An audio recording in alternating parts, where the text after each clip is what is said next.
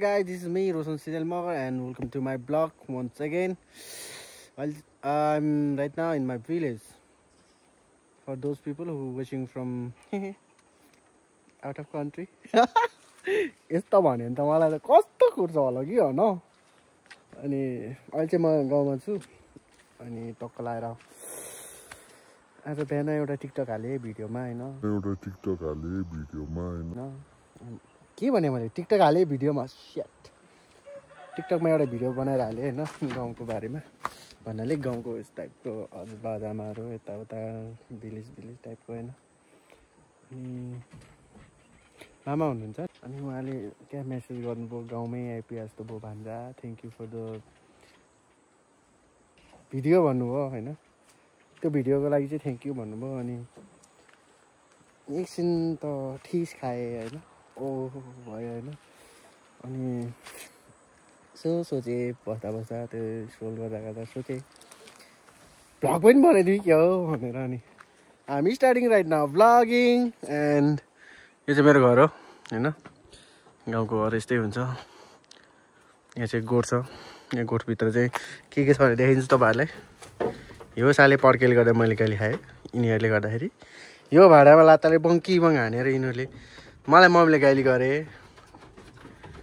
कति न बुझे यस्तै गरेर हेर्छ हौ हैन यस्तै छ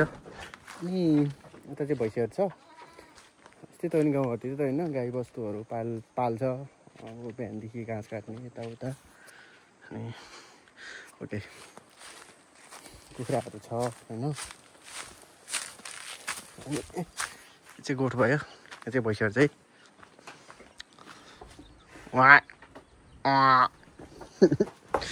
कुखुराहरू भयो यस्तै छ गाउँतिर चाहिँ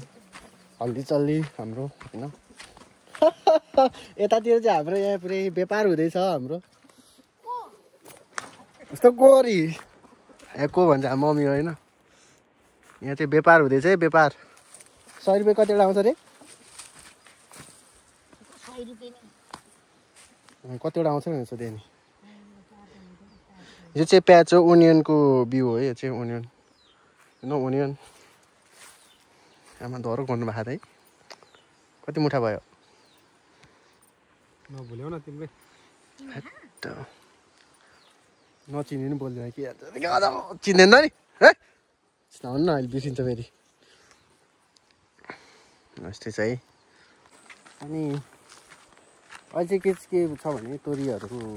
छरेर टिप्ने बेला के त्यो सानो पातहरू अनि त्यो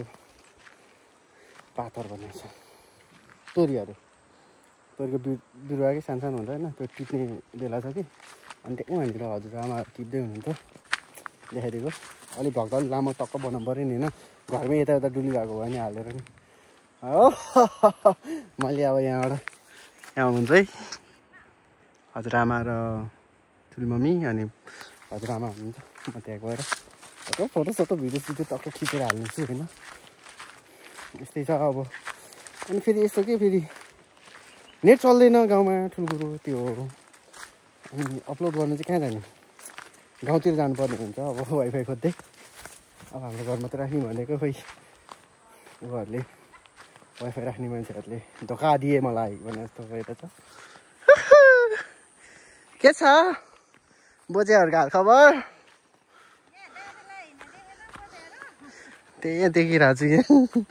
दाँतेलाई यस्तो टिप्छ कि अनि टिपेर के अनि यसलाई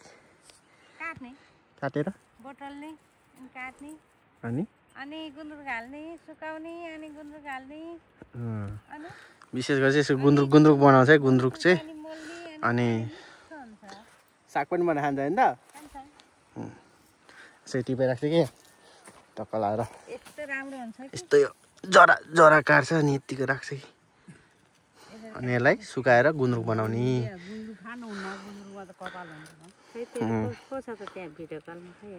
कस्तो भिडियो कलर हो भिडियो बनाउँदै हो कि तपाईँहरूलाई युट्युबमा हालेर म प्रख्यात गरिदिन्छु कस्तो दामी देखिरहेको चाहिँ हिँड्छु जस्तो बोलायो त्यस्तै हाल्ने त नि ए विदेशबाट हेर्छ नि त नि कताले हेर्छन् म चाहिँ आउँदैन टिप्नु फेरि यस्तो गरेर टिप्ने हो अनि गुन्द्रुक ओइलाउने हो, त्यहाँदेखि गुन्द्रुक हाल्ने हो, त्यहाँदेखि खाने हो। सान चट्टा लाएर दाल भातसँग अचार गुन्द्रुक अचार चाहिँ मतलब मलाई मेरो बेस्ट गुन्द्रुक अचार। अनि फेरि आफूलाई बनाउनु चाहिँ आउँदैन कि त्यही पनि नुन खुर्सानी पिर्नुपर्छ, लसुन हाल्नुपर्छ, अनि भयो अदुवा नि हाल्नु, माल हुन्छ ठिचेर मोलेर खानु। मिठो हुन्छ। मलाई पठाउने नपठाउनु त उता जाने बेला पठाउने 1 महिना जति। ए एयरपोर्टबाट फालिदिने होला। अलिअलि त पठाइदिइहाल्छ नि, मैले हालेँ है। यहाँ चाहिँ बागमती खोला है, फेरि यहाँनिर चाहिँ बागमती रिभर हो टक्क। अनि यो ठ्याक्कै यो बागमती पारी चाहिँ मकनपुर हो, हामी चाहिँ ललितपुरे छिटो। अनि फेरि त्यस्तो दामी क्लाउडहरू आइरहेछ। ल आजलाई चाहिँ अहिलेलाई चाहिँ यति नै गरिदिउँ, किनकि यो भिडियो 4-5 मिनटको हुन्छ होला मेरो विचारमा। किनकि धेरै लामो बनायो भने अपलोड हुन टाइम लाग्छ कि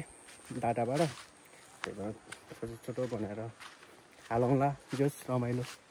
त के भन्ने मेमोरी हुन्छ भोलिपछि कतै गएको बेला हेर्दाखेरि होइन, यस्तै छ। Okay, see you until next video, vlog, something like that. Okay, bye bye. Like, share, subscribe गरिदिनु होला। 200 पुग्ला बल्ल बल्ल पुऱ्याइदिनु पर्यो कि भएन।